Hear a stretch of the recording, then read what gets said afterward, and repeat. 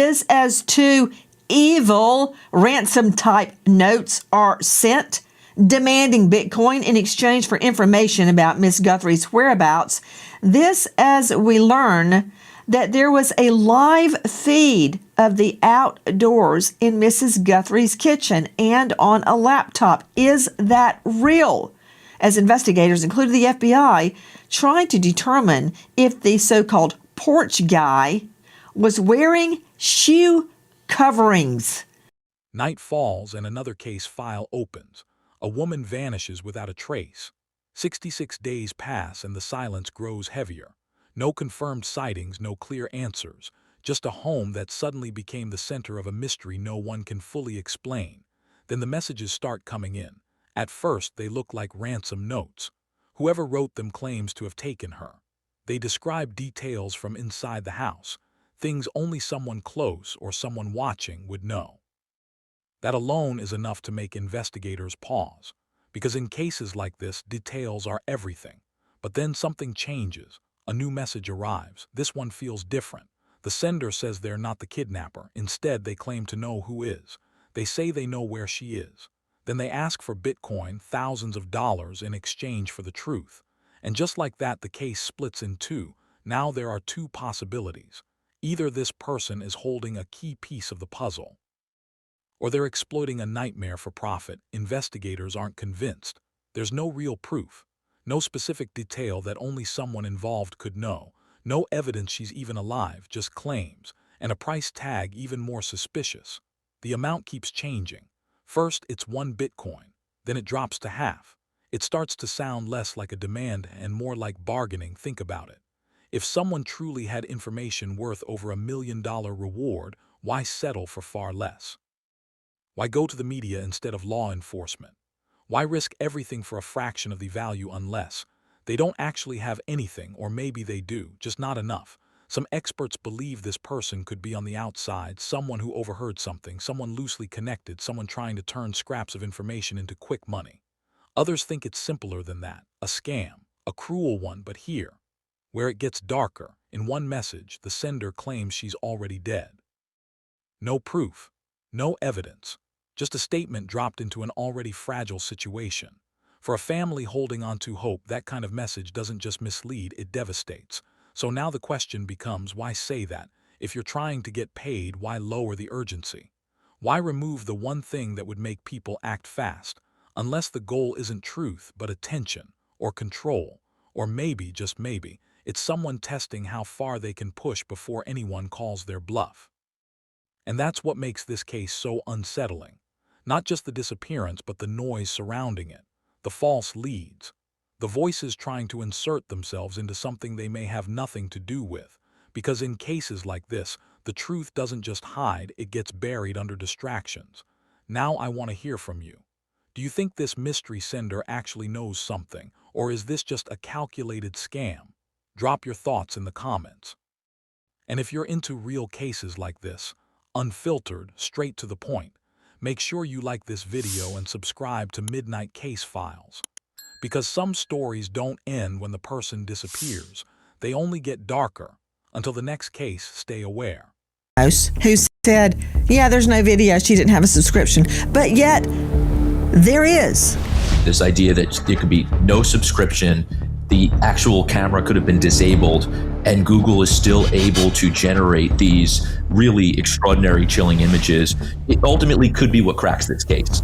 In the latest missive sent again to our friend Harvey Levin at TMZ, the perp, one of them, insists while they're not the kidnapper, according to them, that they know where Mrs. Guthrie is.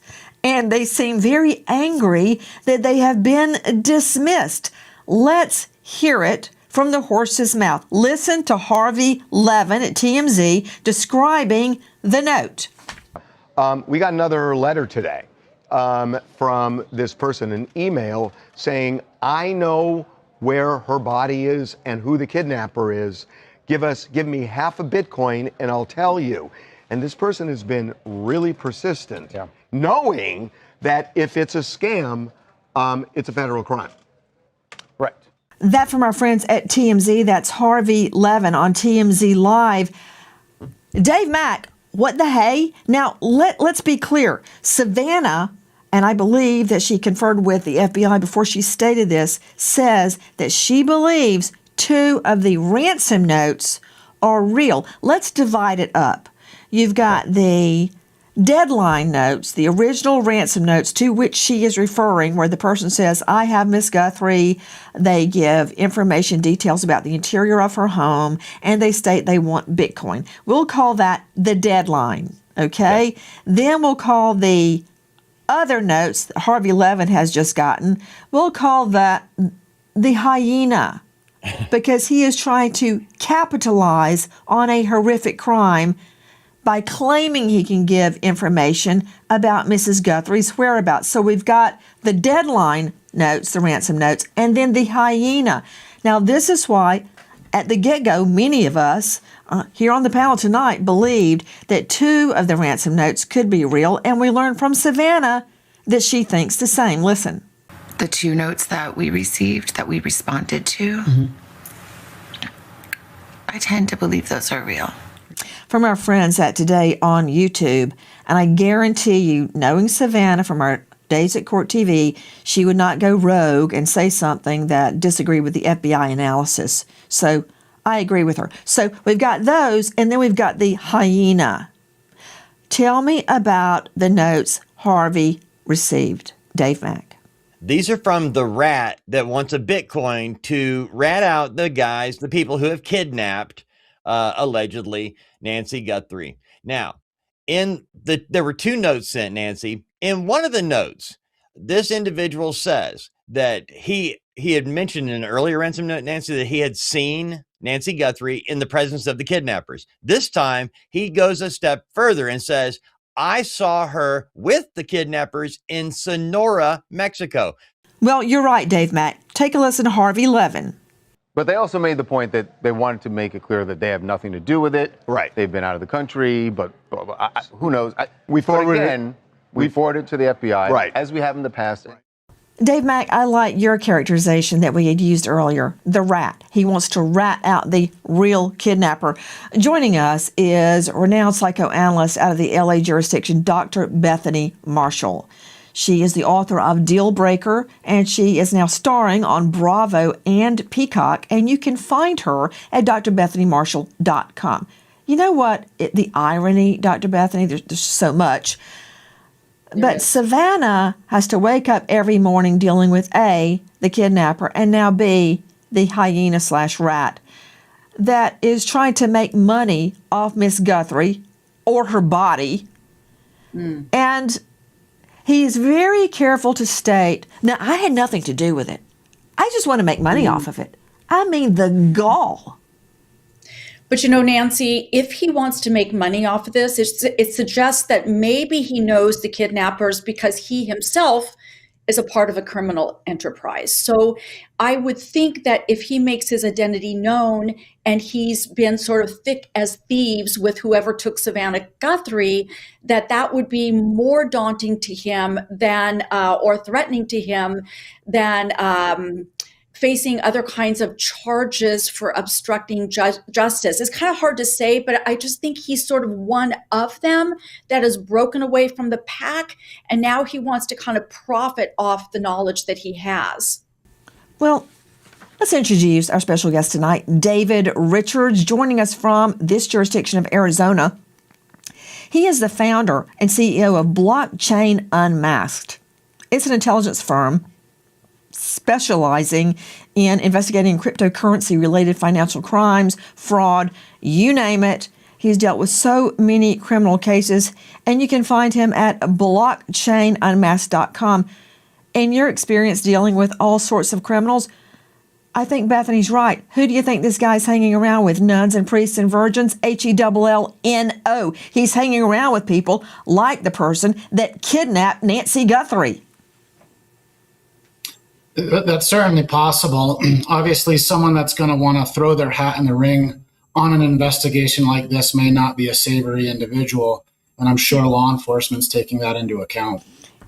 Dave Richards, of course, you're going to have to take everything this guy says, and I haven't seen him, but I can guarantee you it's a man. Okay, statistically, this is a guy that takes part in a violent crime such as kidnapping Miss Guthrie and her bleeding all over the front porch. It's a man. That said, we'll have to take what he says with a box of salt, not a grain, but a box of salt.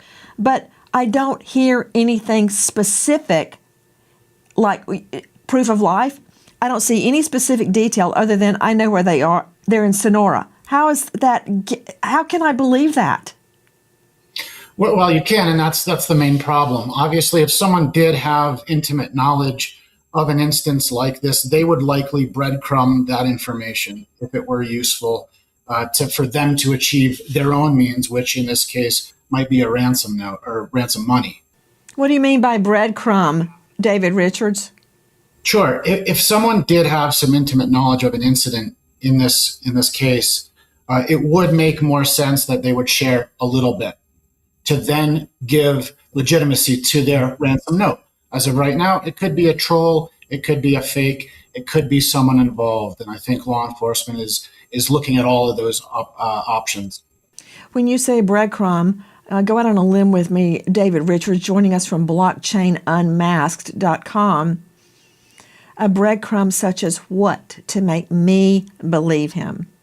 Yeah, it could be any little bit of evidence that only someone involved would know. It could be a date or time, a timestamp of something. It's something that only someone intimately involved would know. I would go with something like Miss Guthrie is wearing a wedding band on her left hand and a ruby solitaire on her right hand. Or Mrs. Guthrie asked for Irish breakfast tea with skim milk heated up. Or Mrs. Guthrie is wearing her pajamas and they are red striped with candy canes, Christmas pajamas. I mean, something that only the kidnapper or someone who sees Mrs. Guthrie would know. That would be a breadcrumb to me. Agree, disagree, David Richards? Agree. If they want to provide legitimacy to what they're claiming, absolutely agree. With us, Brian Fitzgibbons. You know him well. He's Director of Operations, USPA Nationwide Security, who leads a team of investigators around the world finding missing people, including extractions, including from Mexico. He is a former Marine and an Iraqi war vet. What would you look for in cases you have handled that would be proof this guy, the rat, knows what he's talking about? Yeah, Dave was spot on there. And, you know, one of the challenges here is this rat, the author of the ransom note, is disconnected from the crime scene itself. So they've intentionally said that all of their information is coming from after Mrs. Guthrie was removed from the residence and purportedly moved to Sonora, the state in Mexico that borders the Tucson area. So they would have to provide some very specific details about her state, her condition, things that she said, things that she was wearing. That's what investigators would be looking for there.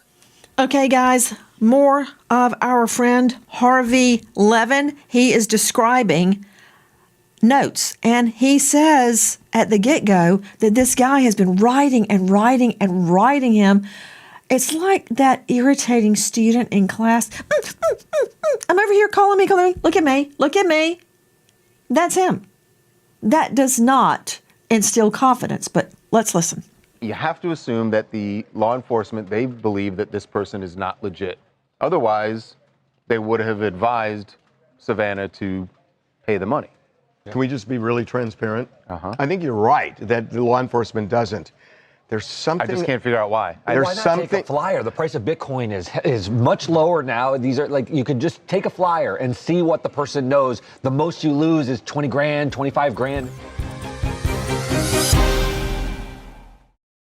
If you have been leaning on credit cards lately just to cover living basics like groceries, gasoline, utility bills, you're essentially paying a survival tax of 20% interest or more.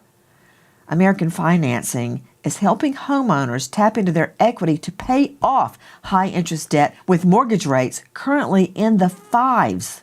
On average, American Financing is saving their customers $800 a month.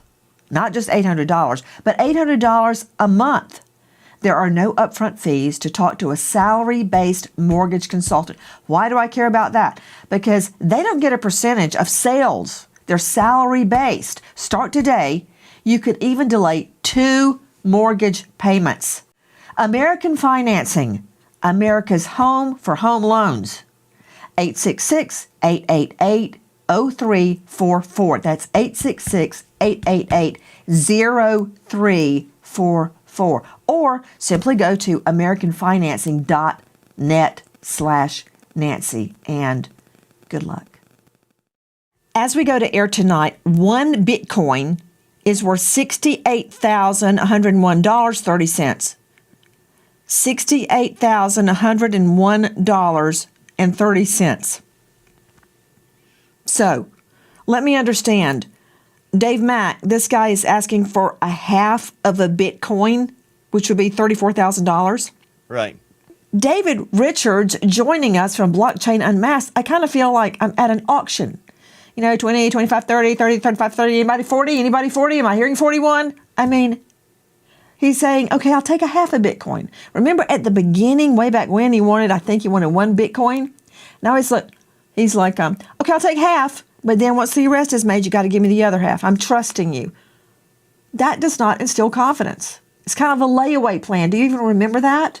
We used to buy things on layaway when I was growing up because we couldn't afford the entire price of the Christmas sweater. So we'd put down $10 and then come back when we had the other $25. Remember? Layaway? That's what it sounds like. It definitely sounds like used car salesman behavior where you start at one price and then gradually back down, which certainly questions the legitimacy of this. Brian Fitzgibbon, half a Bitcoin now, and then after the arrest, the other half a Bitcoin.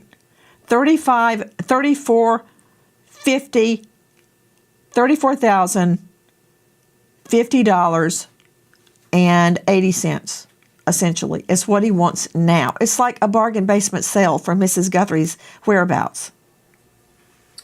Yeah, this is not very credible to me on its face, Nancy, for a couple of reasons. Just the pattern of communication here with no specific information, and the simple fact that they're communicating with TMZ and not directly with the FBI at this juncture, 60 plus days in, doesn't lead to a whole lot of credibility. Agree. Listen. My spidey senses tell me that there's something about this guy, because one of the emails he sent said early on, time is of the essence to do this. And then the next day he said, time is no longer of the essence. If he was pulling a scam, why would you say time is no longer of the essence? Right. You want to keep the value high. You want to keep the value high. Yeah. And the fact that he said this made me think, this guy knows something. Yeah, it's a way to look honest as well, though. I'm not, look, Right. I'm not FBI. We're not privy to all the information they are, but you're talking about the just from the psychology, outside yeah. looking in, it sure seems like this person knows something. Well, right there, Harvey Levin, that's from our friends Harvey Levin at TMZ. Harvey made a really good point. Harvey Levin is not just a pretty face and a tight gray t-shirt. He is a trained lawyer. Okay, that's a really good point. Dr. Bethany Marshall joining us. What would be the motivation if he wants the money to say time is no longer of the essence, suggesting that Miss Guthrie may have passed on? Why would he say that? They're right. I think that what is happening is this guy is both a scammer and real, potentially. And what I mean by that is he may tangentially be related to the kidnappers. In other words, the kidnappers bragging, and one person brags to another and then brags to another. And so he gets just enough information to send in the note. And then he gets enough information to say that time is of the essence, and then to say that she's dead. Nancy, whoever this guy is, he watches a lot of TV because the language in the ransom note feels like it's taken out of a CSI script. Like he writes, millions have been wasted. I'm willing to deliver them on a silver platter. I am disregarded as a scam, but they are free and the case is frozen, but the egos remain hot when it comes to me. It's like somebody who can't put his own thoughts together. So he kind of takes bits and pieces of things that he's seen on TV and he kind of weaves them together into a ransom note. Nancy, this guy is not the sharpest tool in the shed. I mean, he really is not. And one of the things that makes me think that this is credible is that witnesses tend to come forward when the case goes cold because they're no longer afraid of repercussions from the criminals. You know, it's interesting. You say he's not the sharpest tool in the shed, but somehow he has managed to elude law enforcement and the FBI, as has the so-called porch guy, David Richards, founder, CEO, Blockchain Unmasked. What do you make of the fact that he comes out and says Mrs. Guthrie is dead? I cannot imagine Savannah's reaction to that, because I know she's holding on to a very thin hope that her mom may still be alive, and she's putting on a brave face and going back to work and back to her children. To have the rat state that boldly, I mean, what do you make of it? Well, it's certainly tragic. My heart goes out to the family in this instance, of course. To be receiving that as a family member, I would be devastated. I would also be questioning and going to federal law enforcement to determine the legitimacy of this note and make sure that every stone is overturned by private investigators and federal law enforcement in this instance. Right. Brian Fitzgibbons, what do you make of the so-called rat/hyena trying to make money out of purportedly Mrs. Guthrie's dead body, according to him? I'm not accepting that yet. What kind of a person would do that? But that said, is Harvey Levin right that adds legitimacy to this note because he basically he's bargaining with himself, reducing his price by stating Miss Guthrie has passed on? Yeah, I mean, listen, you could look at it that way, right? That, this author, this note is lowering the price, adding some legitimacy by saying, hey, I recognize that Mrs. Guthrie has passed. This is the information I have. I realize that this isn't a rescue operation at this point. Just pay me half a Bitcoin and I'll give you the rest of the info. But the question that I have is, and first of all, let me back up. This is the point of offering a reward, right? The very point of offering a reward is to inspire people with lower morals looking for a monetary gain as for the information they have related to the case. So, if it is authentic, the reward messaging is working. Guys, this is the scene of the search. This is Mrs. Guthrie's home from our friends at 12 News. And Fitzgibbons, you're right. Again, as I always say to juries in opening statement and then reiterating again in closing statement, look, we got to take the witnesses as we find them. I've put up dope dealers as a state's witness. I've put up people that were flat out drunk on the stand because I had no choice, because they knew what they knew, right? And in this case, if we have to believe a rat/hyena to find Mrs. Guthrie, then we will hold our noses and we will do it. I find it very curious and interesting and possibly probative that Levin, who is on the inside of these ransom notes, we're on the outside, believes that there may be some credibility to them. But you brought up another fact just then, Brian Fitzgibbons, and you're right. Why not just claim the reward? It's a lot bigger than half a Bitcoin. Half a Bitcoin's around $34,000. The reward is $1.2+ million. So why? Yeah, that's perplexing. The author of this ransom note is apparently going to be leaving, $1.15 million on the table for this information that's, could lead to locating Mrs. Guthrie. And they're communicating with someone who doesn't have the authority to grant that reward, meaning TMZ. They're not communicating directly with the FBI.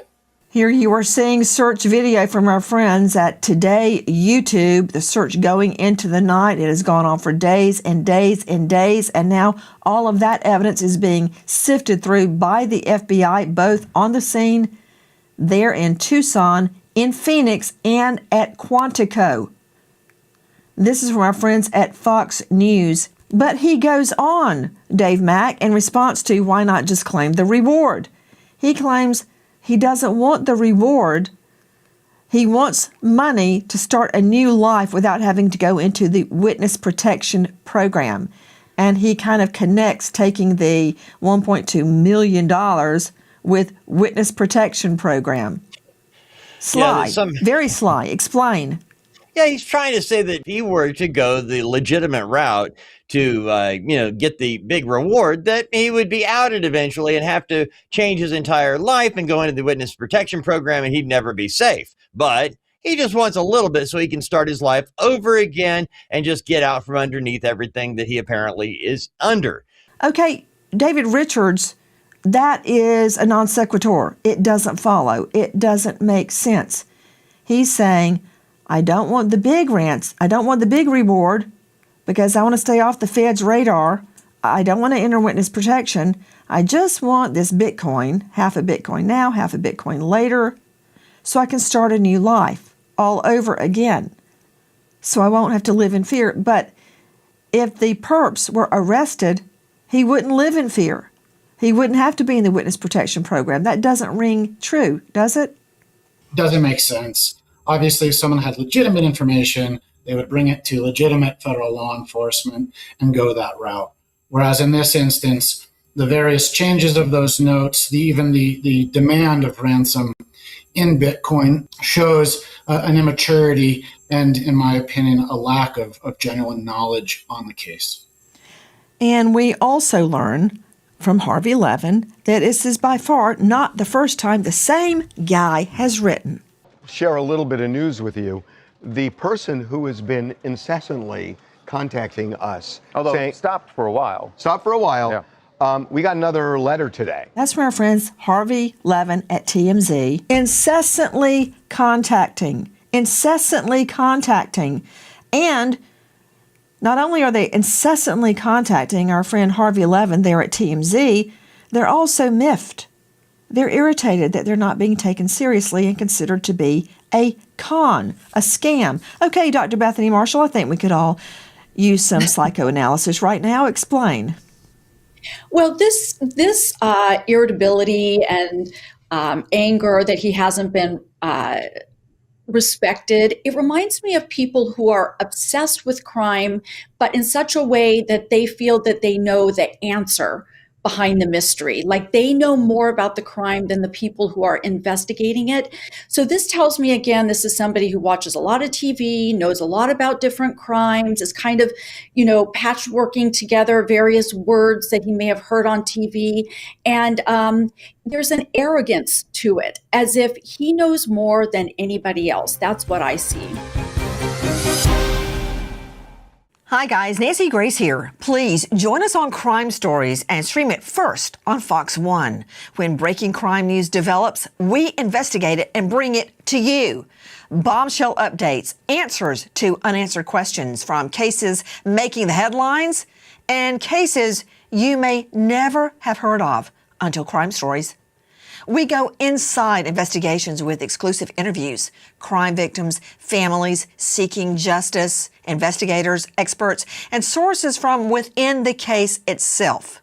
Stay on top of the nation's biggest trials with us, including gavel-to-gavel coverage with real-time analysis. Crime Stories with Nancy Grace. Stream it first on Fox 1. I hope to see you there, and thank you, friend.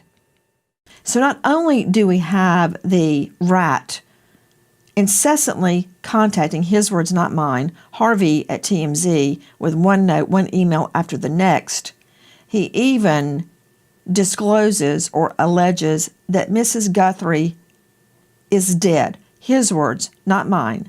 She is dead. That's quite the blow, isn't it? But yet, Savannah returns.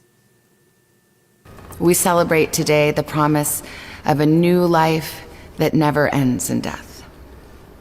But standing here today, I have to tell you, there are moments in which that promise seems irretrievably far away, when life itself seems far harder than death. Recently, though, in my own season of trial, I have wondered. I have questioned whether Jesus really ever experienced this particular wound that I feel, this grievous and uniquely cruel injury of not knowing, of uncertainty and confusion, and answers withheld. How dare these people do that to Mrs. Guthrie and to her family, including Savannah, cutting them to the bone and then making them question their own faith? That's from our friend Good Shepherd New York, YouTube. It's so easy to go down the vortex of Savannah's pain, her family's pain, so near the surface and so obvious tonight. How do we catch this piece of crap that has done this to the Guthrie family, to David Richards, founder, CEO, Blockchain Unmasked? How do we trace A, the email, B, the Bitcoin account that he has provided? Sure. Email can be traced through what we consider open source intelligence. You're searching the exact address across the web, public data breaches, looking for the same username on other sites, social media, other signups that this individual could have used. That's the email. More specifically, if you've got the info inside the actual email header analysis can show routing path or server info. Although currently spoofing technology does exist and make it a little bit tricky. Slow down. Explain that, please. Spoofing technology. Sure. Given the level of technology nowadays, spoofing an email address, making it appear as though it came from nancygrace.com is possible. However, it is also possible to dig deeper into that header analysis, routing path, and server info to determine where an email actually could have come from. Okay, that's trying to track the email. And I'm not sure how this guy has, and the actual ransomer has managed to stump the FBI. How are they doing it, David Richards? Well, I don't have specific details, but I can assume that there are certain email addresses, email platforms that one can sign up to remain anonymous, to not provide any information that you or I would use on, for example, a Google. No real names, no real information. It can just be what would be considered a burner account. So that is possible here. Well, how do you track burner accounts? Well, it's no different than blockchain. The more interact, the more correspondence, the more data points you have can add to the ability to track an account. The platform providing that burner account. You just told me something really important. Well, it was all important. I'm trying to ingest everything that you're saying. It's like drinking from the fire hydrant, a lot at once. But you said the more communications, the more likely it is they can trace him. And according to Harvey Levin, who I have no reason to doubt, he's been contacting them incessantly. Wouldn't that help? It could help. The problem with Harvey is that he may not have the tools or the knowledge to gather what might need to be gathered. FBI or federal law enforcement would be coming in as a second party versus controlling those communications. Well, he's been handing it all over to the FBI, so I assume they've got all the information, David. Sure, and that's a little bit different if FBI were actually controlling the information and the exchange of information versus going through a third party. They're still outside looking in that instance. That said, it's still completely possible that this individual is using a burner email account. Can a burner email account be traced? Through clever counterintelligence tools, sure, yes, it can be. What counterintelligence tool? Federal law enforcement, including other investigators like ourselves, do have tools, metadata from online interactions, and that includes on the blockchain. Okay, that's how to find the email. But how to trace the email? How do you trace the actual Bitcoin account? Sure. So a Bitcoin account, I'm sure you've heard it a lot, is anonymous until the flow of funds reaches a centralized portal. I consider this similar to the DMV. You and I can see the license plate numbers, but only the DMV or law enforcement knows who's behind those numbers. Blockchain is no different. So we do need transactions in order to end up determining a flow of funds to a destination that does collect this type of information. Well, what if Harvey Levin put in, say, $300? Mm-hmm. Or does the perp have to move the $300? Yes. In this instance, the money would have to move. And again, it would have to reach a place where law enforcement can submit subpoena warrant in order to gather the appropriate information around that user. If it's on chain, it remains. You mean if it goes to another country, if it's transferred to another country, less likely because other countries do not have reporting regulations the way the U.S. does? Admittedly, they don't have to respond to federal law enforcement. In our work on a daily basis with federal law enforcement, non-U.S. entities can sometimes refuse, although they will also participate in many investigations. What's the chance that right now, David Richards, as we go to air tonight, there is somebody in some office, either in Tucson, Phoenix, or Quantico, some office with those horrible overhead lights on, trying to figure this out, trying to trace that email, trying to trace that Bitcoin account? I'd say 100 to nothing. Absolutely. We work with federal law enforcement all day, every day, and I've got all the faith and confidence that the most intelligent people in the world, in the country, are on this. So the odds are well over 100%. Also tonight, I want you to take a look at a monitor that has appeared in a shot of Mrs. Guthrie with Savannah. We believe in Mrs. Guthrie's home. Look carefully at the laptop to Mrs. Guthrie's left, your right. It looks like an outdoor surveillance. Home surveillance. Look at that. Okay, let's take it in full again, please. If you will now look just over Mrs. Guthrie's left shoulder on the right of your screen, that looks like it's being projected up on like a TV monitor. What is that, Brian Fitzgibbons? Yeah, so what you see there on the countertop appears to be a tablet connected to an external keyboard, and that it could be playing, what looks very similar to infrared or night vision live feed from a security camera. This could be connected into that Nest system. Okay, I don't get it, David Richards.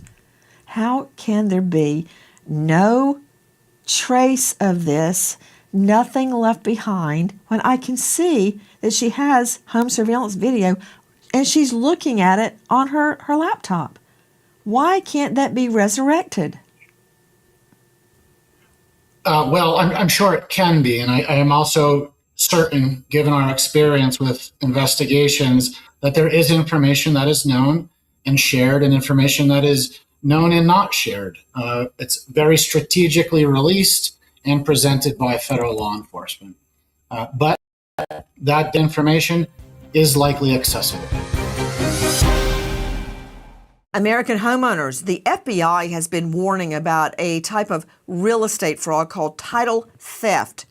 Your equity, the target. With just a forged signature, your ownership can be transferred out of your name. And without protection in place, you're left with an emotional and financial nightmare. That is why we partner with Home Title Lock, so you can find out today if you're already a victim and protect yourself. Use promo code Nancy at HomeTitleLock.com to get a free title history report. Free.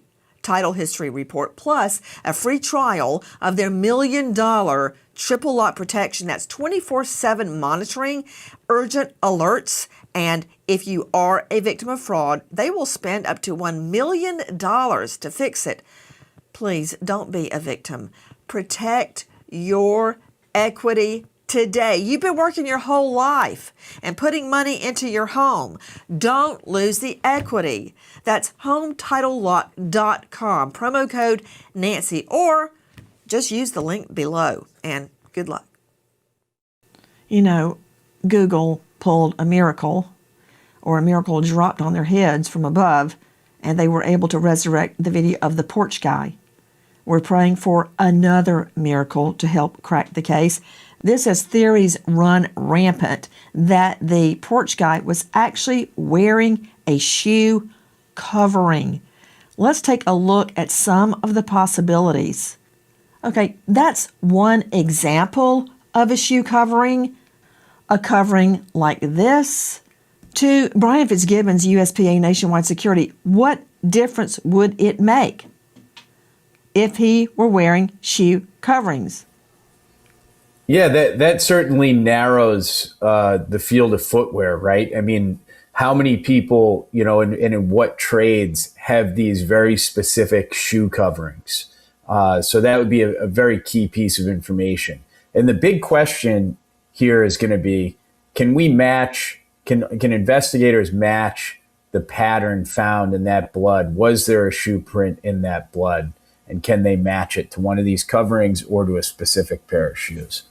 What do you make of it, David Richards? It would show a certain degree of premeditation, that if shoe coverings were worn, and there's many different types, and you have to look at the porch guy's shoes to determine, is that possible?